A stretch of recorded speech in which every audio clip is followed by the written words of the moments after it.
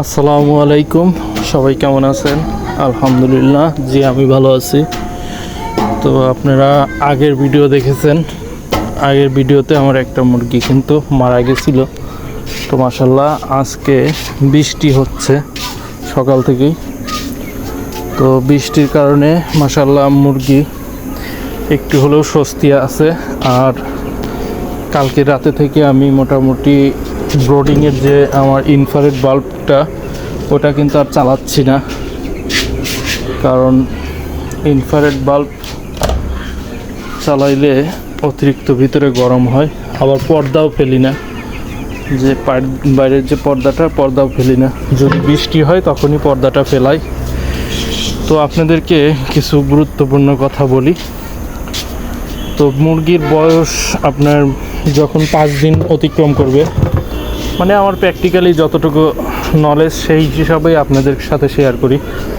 তো 5 দিন যখন বয়স হবে, তো দুপুরে যদি অতিরিক্ত গরম রোদ্রের তাপমাত্রা বেশি থাকে, অবশ্যই দুপুরে স্যালাইন দিবেন আর ফ্যানের ব্যবস্থা রাখবেন। তাহলে ইনশাআল্লাহ আপনার মুরগি কোনো রকম, মানে 5 দিনের পরে থেকে বিক্রি পর্যন্ত স্যালাইন এবং রেনাসি দুপুরে চলবে। ধরেন 10টা 11টার দিকে দিবেন, ওই দিকে সন্ধ্যা 5টা 6টা পর্যন্ত এই পানিটাই খাবে, স্যালাইন এবং রেনাসি। যদি রেনাসি নাও থাকে স্যালাইন দিবেন, আর স্যালাইনও যদি না থাকে সেই ক্ষেত্রে স্যালাইন বানানোর যে প্রক্রিয়াটা আপনার গুড় এবং লবণ, তবে লবণের পরিমাপটা খুবই কম।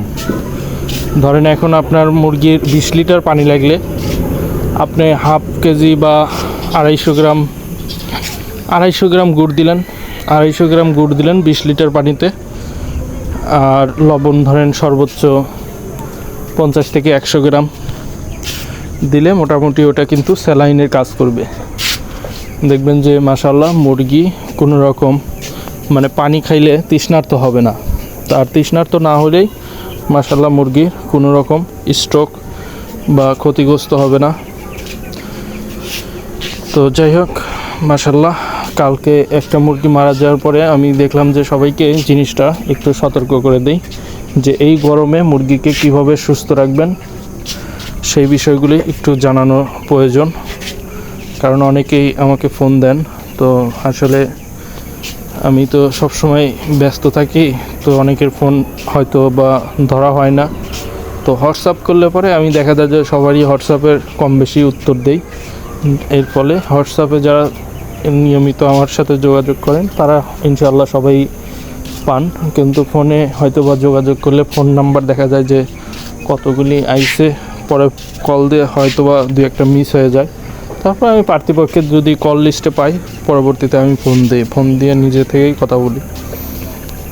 তো এই যে দেখুন, এই পাশে বৃষ্টি হয়ে কিন্তু পানি একদম টাবুটুবু হয়ে গেছে।